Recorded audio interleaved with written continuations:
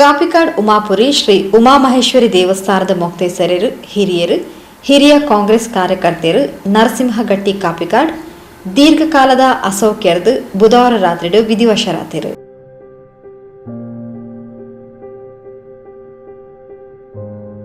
ಅಂದಾಜು 75 ವರ್ಷ ಪ್ರಾಯದ ನರಸಿಂಹಗಟ್ಟಿಯರು ಬೊಡದಿ ಒಂಜಿಯಾನು ಒಂಜಿ ಪೊಣ್ಣು ಮಗಲು ಸೇರ್ನಂಚ ಅಪಾರ ಬಂಧು ಬಳಗನಾಗಲ್ದೇರು.